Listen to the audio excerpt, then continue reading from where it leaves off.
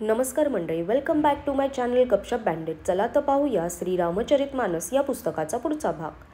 हे सखी, सांग बरे, असा कोणता देहधारी आहे जो हे रूप पाहून मोहून जाणार नाही. तेव्हा दुसरी एक सखी प्रेमाने व कोमल शब्दांनी म्हणाली, अगं शहाणे, मी जे ऐकले आहे ते ऐक. हे दोन्हीही राजकुमार महाराज दशरथांचे पुत्र आहेत. ही बाल राजहंसाची सुंदर जोडी आहे. या दोघांनी विश्वामित्रांच्या यज्ञाचे रक्षण केले आहे.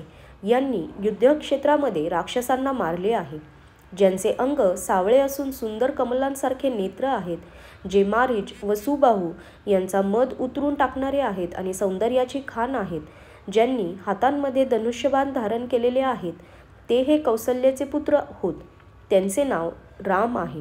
ज्यांचा रंग गोरा असून किशोरावस्था आहे, ज्यांनी सुंदर वेश धारण केला आहे आणि हाती धनुष्यबाण घेऊन जे श्रीरामांच्या मागे मागे चालत आहेत, ते रामांचे धाकटे भाऊ आहेत. त्यांचे नाव लक्ष्मण. हे सखी, त्यांची माता सुमित्रा आहे. हे दोघे बंधू ऋषी विश्वामित्रांचा कार्य पूर्ण करून आणि वाटेमध्ये मुनी गौतमांची पत्नी अहिल्या हिचा उद्धार करून येथे धनुष्य यज्ञ पाहण्यासाठी आलेले आहेत.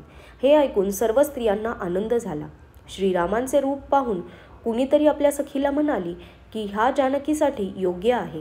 हे सखी, जर राजांनी यांना पाहिले तर ते आपली धनुष्य यज्ञाची प्रतिज्ञा सोडून आग्रहाने यांच्याशीच जानकीचं लग्न लावून टाकतील.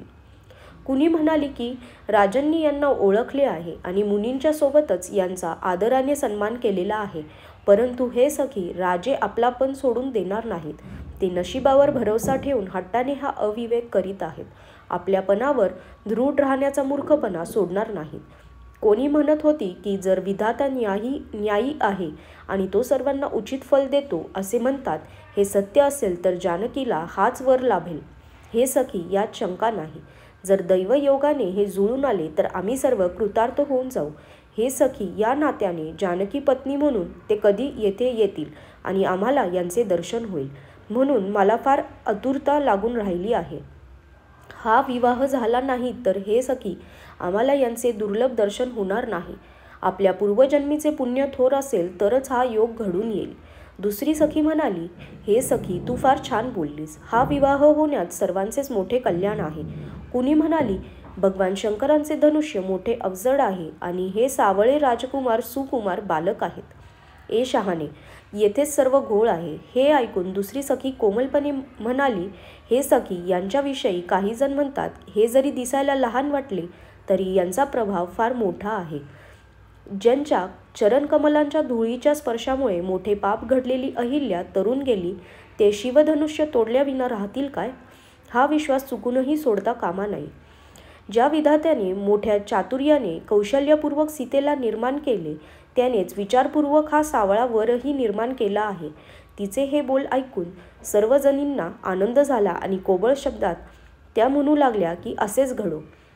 त्या सुंदर कमलनेत्र स्त्रियांचा समुदाय मनातून आनंदित होऊन फुलांचा वर्षाव करू लागले.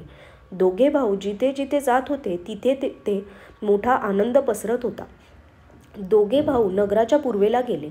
तिथे धनुष्य यज्ञासाठी रंगभूमी बनवली होती. विस्तृत असे बनविलेले पक्के अंगण होते. त्यावर सुंदर व स्वच्छ असा चबुतरा सजलेला होता. चोहीकडे सोन्याचे मोठमोठे चबुतरे राजांनी बसण्यासाठी उभारले होते. त्यांच्या मागे जवळच चारी बाजूंना दुसऱ्या सज्जांचा गोलाकार वेढा शोभत होता. तो काहीसा उंच होता आणि सर्व तऱ्हेने सुंदर होता. तेथे नगरातील लोक बसणार होते. त्यांच्याजवळच विशाल व सुंदर अशी बसण्याची ठिकाणे अनेक रंगांनी रंगविलेली होती.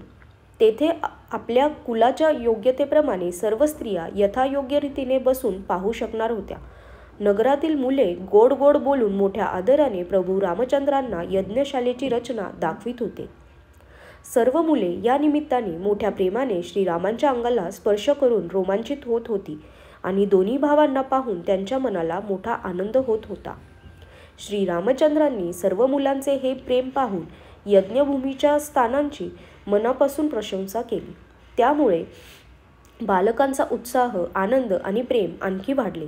हे सर्वजण आपापल्या आवडीप्रमाणे त्यांना बोलवित होते आणि प्रत्येकाच्या बोलवण्यावर दोघे भाऊ मोठ्या प्रेमाने त्यांच्याकडे जात होते.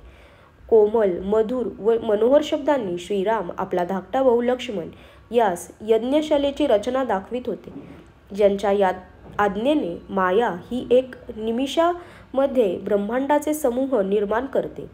ते दीनांवर दया करणारे श्रीराम भक्तीमुळे धनुष्य यज्ञशाला चकित होऊन पाहत होते. अशा प्रकारे कौतुकास्पद रचना पाहून ते गुरूंजवळ परत आले. उशीर झाल्याचे वाटून त्यांच्या मनात काहीशी भीती होती. ज्यांच्या भयामुळे भीतीलाही भय वाटते तेच प्रभू भजनाचा प्रभाव दाखवित होते. त्यांनी कोमल, मधुर आणि सुंदर गोष्टी सांगून मुलांना आग्रहाने निरोप दिला. नंतर भय, प्रेम, विनय आणि मोठ्या संकोचाने दोन्ही भावांनी गुरूंच्या चरणकमलांवर मस्तक ठेवून त्यांच्या आज्ञेने ते बसले. आजच्यासाठी धन्यवाद.